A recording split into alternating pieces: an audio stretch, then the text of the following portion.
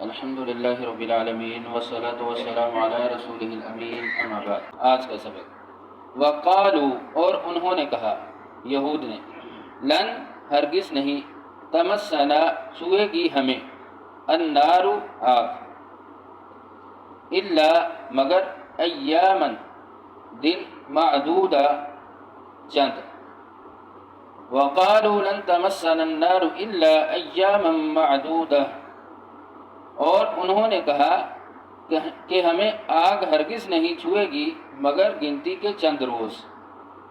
قل، کہہ دیجئے، ااتخذتم، کیا تم نے پکڑ رکھا ہے، عند اللہ، اللہ کے پاس، عہدن، کوئی عہد۔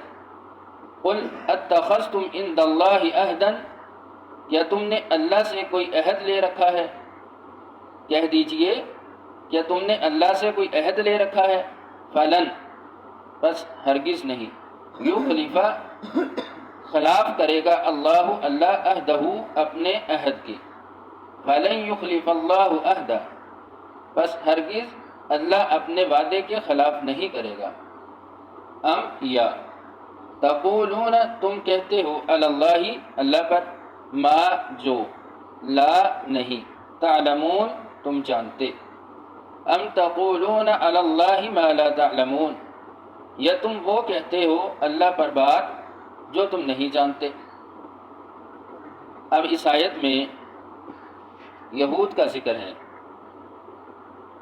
اور سارے یہود، عام اور خاص، عوام اور ان کے علماء، سب کا یہ عقیدہ تھا، اس دھوکے میں وہ پڑے ہوئے تھے کہ وقالوا لن تمسنا النار الا ایاما معدودہ، کہ ہمیں جہنم کی آگ نہیں چھوئے گی، یعنی ہم آگ میں نہیں جائیں گے، اگر گئے تو چند دن، چند روز، یعنی آخرت کے بارے میں ان کے کنسیپٹ کلیئر نہیں تھے، دھوکے میں تھے وہ، کہ ہم آگ میں نہیں جائیں گے، گئے تو چند روز جائیں گے۔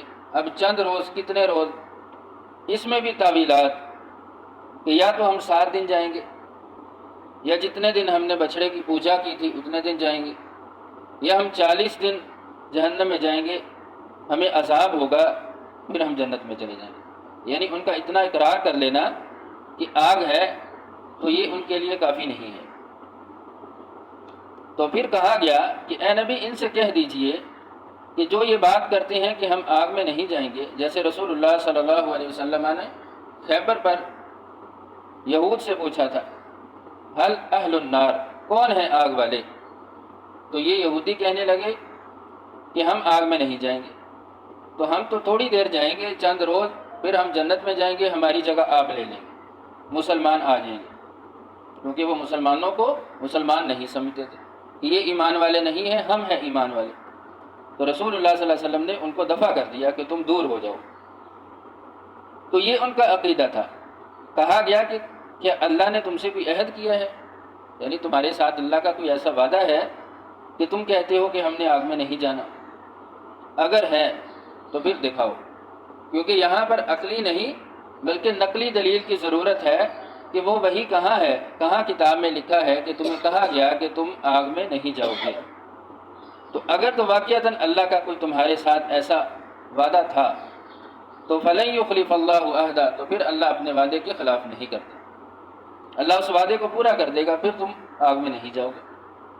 ام تقولون علی اللہ ما لا تعلمون، یا تم ایسی باتیں کر دیتے ہو جو تم نہیں جانتے اللہ کے بارے میں، حالانکہ اللہ رب العزت کا ایسا کوئی وعدہ نہیں ہے ان کے ساتھ کہ وہ آگ میں نہیں جائیں گے۔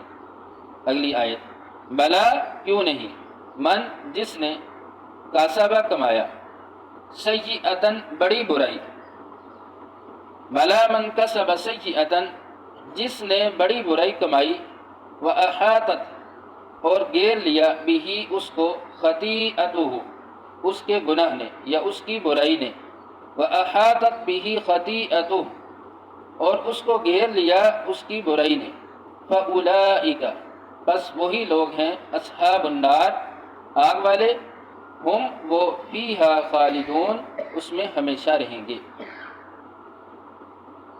بھلا من کسب سیئۃً، آیت کے شروع سے، کہ انہوں نے بڑی برائی کمائی ہے۔ سیئۃً پہ جو تنوین ہے یہ تعظیم کی ہے، بڑی برائی مراد ہے کفر اور شرک، کہ انہوں نے کفر کیا، شرک کیا اور رسول اللہ صلی اللہ علیہ وسلم کا انکار کر دیا۔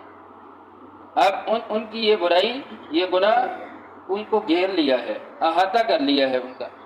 احاطہ کرنا کیا ہوتا ہے؟ کہ کسی کو چاروں طرف سے گھیر لینا کہ وہ اندر باہر آ جا نہ سکے۔ تو اب ان کے گناہوں نے ان کو ہر طرف سے گھیر لیا ہے۔ فرمایا فَأُولَٰئِکَ أَصْحَابُ النَّارِ هُمْ فِيهَا خَالِدُونَ، یہی آگ والے ہیں اور ہمیشہ رہیں گے۔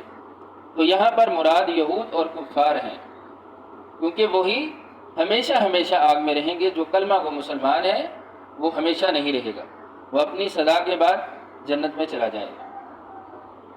وَالَّذِينَ آمَنُوا، اگلی آیت، اور وہ لوگ جو ایمان لائے، وَعَمِلُوا الصَّالِحَاتِ، اور نیک اعمال کیے، اولئک، یہی لوگ ہیں، اصحاب الجنہ، جنت والے، ہم، وہ، فیہا خالدون، اس میں ہمیشہ رہیں گے۔ والذین آمنوا وعملوا الصالحات، دو چیزیں بیان کی ہیں کہ جو لوگ ایمان لائے اور نیک اعمال کیے۔ نیک اعمال جس پہ نبی صلی اللہ علیہ وسلم کی مہر لگی ہو وہ نیک اعمال ہوتے ہیں، تو یہ جنت میں جائیں گے اور ہمیشہ رہیں گے۔ ان دو آیات میں دو چیزیں واضح ہوئیں کہ جو گناہ کرے گا، برائی کرے گا، وہ جہنم میں جائے گا، آگ میں جائے گا، اور جو نیک اعمال کرے گا ایمان لانے کے بعد وہ جنت میں جائے گا۔ اور ایک یہ بھی بات واضح ہوتی ہے کہ ایمان لانا بھی کافی نہیں ہے صرف، اور نہ ہی نیک اعمال کر لینا یہ کافی ہے، دونوں چیزیں ضروری ہیں۔ ایمان ہو بندہ نیک اعمال نہ کرے پھر بھی کافی نہیں، نیک اعمال کرے لیکن ایمان نہ لائے، مسلمان نہ ہو تو پھر بھی کوئی فائدہ نہیں دیں گے وہ اعمال۔ تو اس لیے کہا گیا کہ ایمان لانے والے اور نیک اعمال کرنے والے وہ ہمیشہ ہمیشہ جنت میں رہیں گے۔ تو یہ قرآن کا بہت ہی خوبصورت اسلوب ہے کہ بشارت کے ساتھ ہی نذارت کو بیان کیا جاتا ہے، جہاں پہ خوشخبری ہے وہاں پہ ڈرایا بھی جاتا ہے۔ اور رسول اللہ صلی اللہ علیہ وسلم جب ایسی آیات آتی، جب جہنم کی آیات آتی تو اللہ سے پناہ مانگتے، اور جب جنت کی آیات آتی تو اللہ سے دعا کرتے۔ ہماری بھی اللہ رب العزت سے دعا ہے کہ اللہ تعالی ہمیں جہنم کی آگ سے محفوظ فرمائے اور جنت کا وارث بنا دے۔ وآخر دعوانا ان الحمد للہ رب العالمین۔